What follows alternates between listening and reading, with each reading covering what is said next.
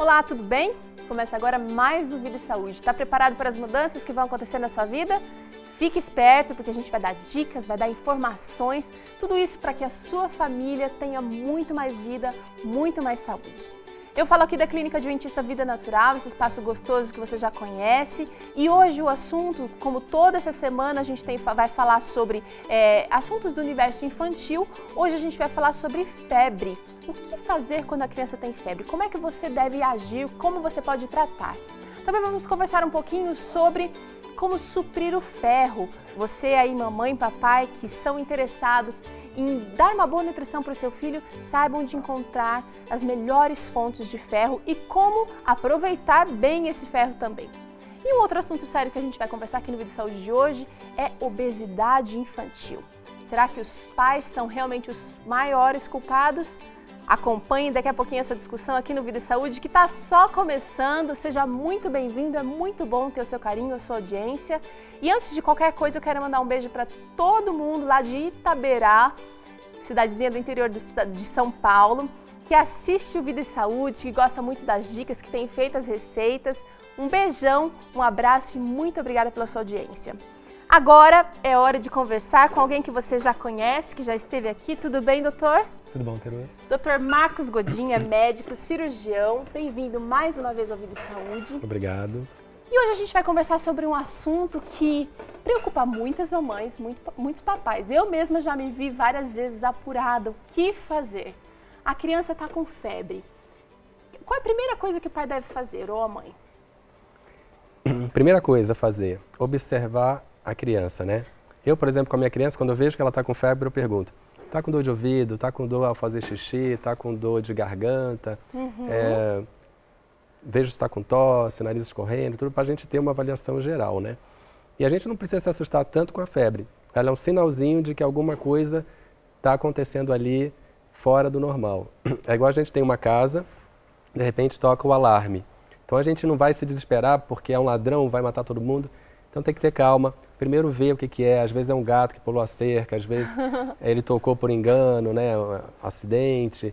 E aí é um alarme. Depois, aí a gente precisa saber qual a origem do alarme, ela é um sinal, né? Tá, esse é um conceito que a gente precisa definir bem, porque normalmente os pais tratam a febre, só a febre, já como a doença em si, e muitas vezes não é. É apenas o sintoma. Pode ser o sintoma de alguma coisa. Então, a primeira coisa que o Dr. Marcos está dizendo aqui é para a gente fazer uma análise. Isso. Se a criança já fala, já dá para perguntar. Se a criança não fala, apalpa levemente, né, doutor? Para ver se está com dorzinha em algum lugar. Isso. Você acha que é válido qualquer tipo de febre, os pais devem correndo levar para o hospital? Então, exatamente. Primeira coisa, não se preocupar tanto em tratar a febre. Lembrando que a febre é uma resposta também do nosso organismo. Quando acontece uma invasão, um vírus, uma bactéria, alguma coisa assim, uma infecção, ele eleva a temperatura um pouco para que haja o recrutamento das células de defesa, para que, no caso da multiplicação viral, para que cesse a multiplicação viral, que aí diminui a multiplicação de vírus. Então é todo um mecanismo de defesa para o organismo combater aquela agressão que ele está sofrendo. E às vezes a gente chega com medicamento e ameniza essa... Um sintoma. Isso, pega e diminui a reação que o nosso organismo está tendo contra aquela invasão.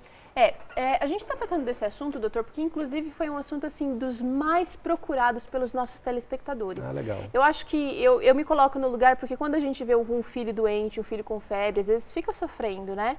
A gente fica querendo aliviar o sofrimento.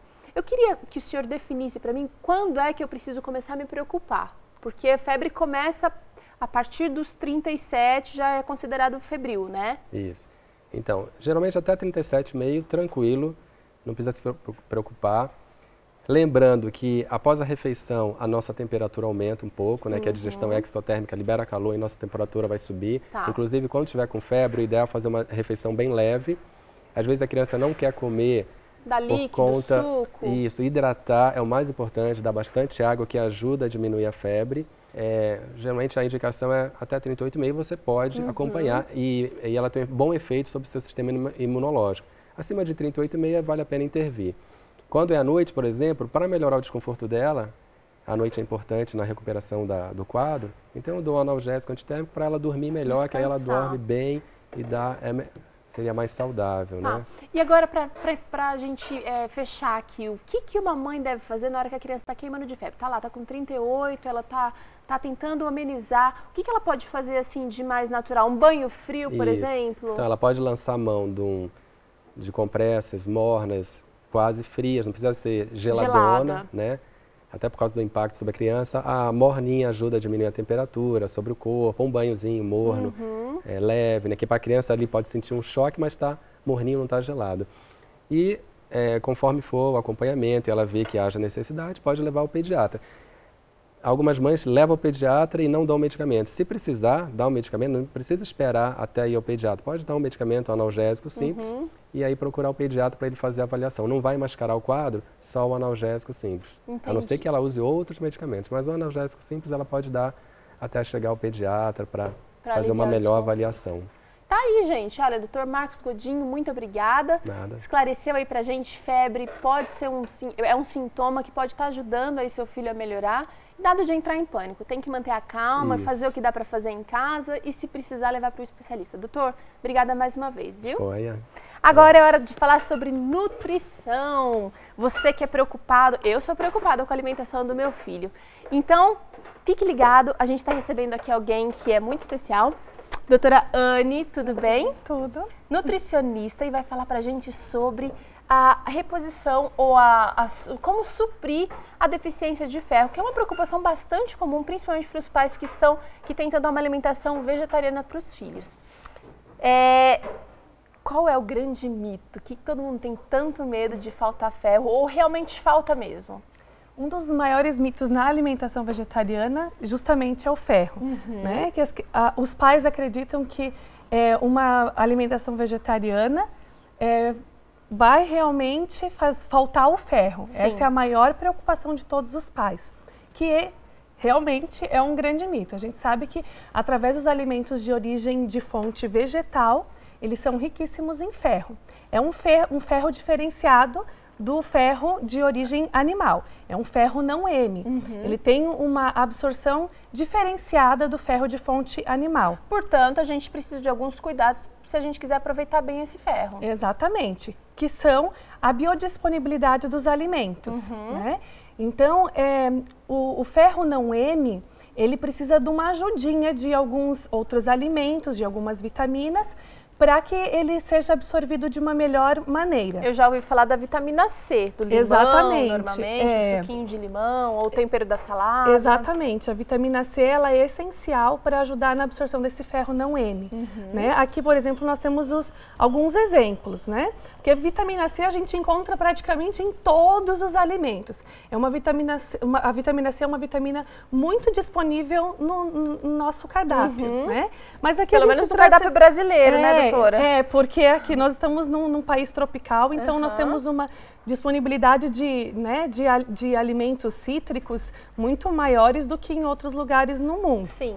Mas, por exemplo, aqui a gente trouxe alguns exemplos como morango, goiaba, laranja. Que não são tão caracterizados. A laranja tudo bem, mas assim, não são tão caracterizados como alimentos, assim, fontes de vitamina C, né? Exatamente. O morango, a goiaba, as pessoas não pensam primeiramente como fontes de vitamina C. Às vezes a gente pensa ele como fonte de fibras. Sim, né? Exatamente. Mas o tomate também, por exemplo, meu filho não está comendo fruta. Mas o tomate que está presente na salada, ele é importantíssimo, né? E é fonte de vitamina C também? É fonte de vitamina C, além do licopeno, né?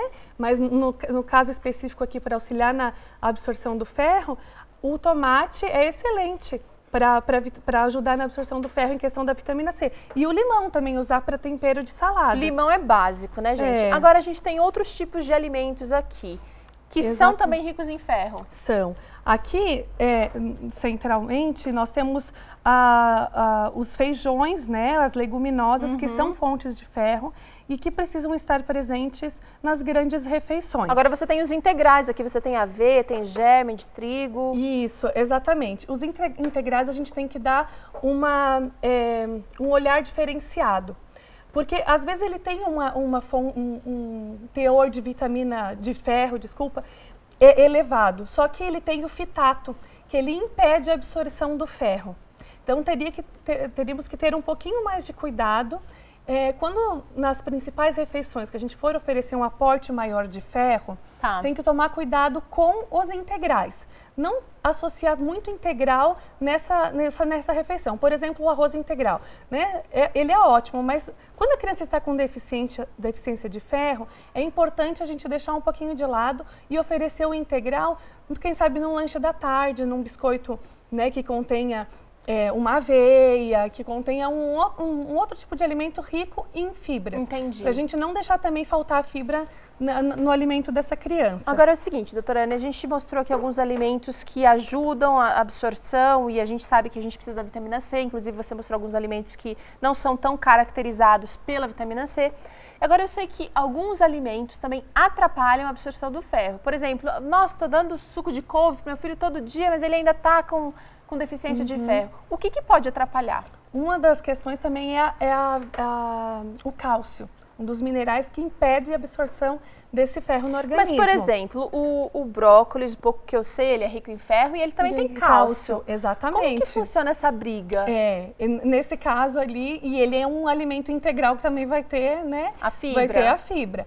Então, claro, o brócolis é maravilhoso, é um vegetal verde escuro, né? Que a gente sabe que os vegetais verdes escuros, eles têm muito ferro, mas ele também contém o cálcio.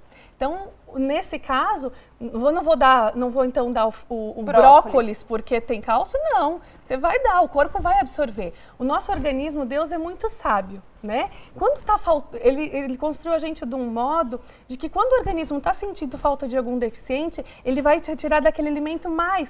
Então, se eu sei que naquele alimento tem ferro e tem cálcio, o meu organismo está precisando de ferro, ele vai puxar daquele alimento o ferro que eu estou mais precisando naquele momento. Então, pode ser utilizado o brócolis sem problema nenhum. Agora, a última coisinha que eu precisava saber é o seguinte, esse cálcio, por exemplo, que é de origem vegetal, ele talvez não vai brigar tanto como um alimento de fonte animal, por exemplo, como cálcio, leite, como, por exemplo, iogurte. Uma lasanha de brócolis com queijo normal. Aí a absorção do cálcio vai atrapalhar mais o ferro. Exatamente, porque tem o queijo, que é fonte, né, de cálcio de origem animal, vai atrapalhar. Poderia, não deixar de fazer a lasanha, mas utilizar um substituto, né? Tofu, por exemplo. Exatamente. Um tofu piri, que a gente já ensinou aqui. Olha, muito legal a sua dica, especialmente a dica dos integrais, porque às vezes a gente pensa tanto em, tem que dar só integral. Até as receitas que o Felipe faz aqui pra gente não são 100% integral. Ele já fez um pãozinho de tomate seco, por exemplo, que vai farinha branca. Exatamente. Às vezes um muffin que vai farinha branca, justamente porque a gente precisa, às vezes, da farinha branca, porque o nosso organismo ele não precisa ser só de integrais, né? Tudo tem uma medida, tudo tem uma quantidade. Especialmente para as crianças, né, doutora? Exatamente, porque eles são um pouquinho mais resistentes ao consumir integrais, né? Então, sempre está maneirando aí com as crianças. Principalmente. Exatamente. Obrigada, doutora. Igualmente, disponha. Nós vamos para um rápido intervalo. Na volta tem assunto sério aqui, obesidade infantil. E a gente vai descobrir, será que a culpa é só dos pais? Daqui a pouquinho a gente já volta.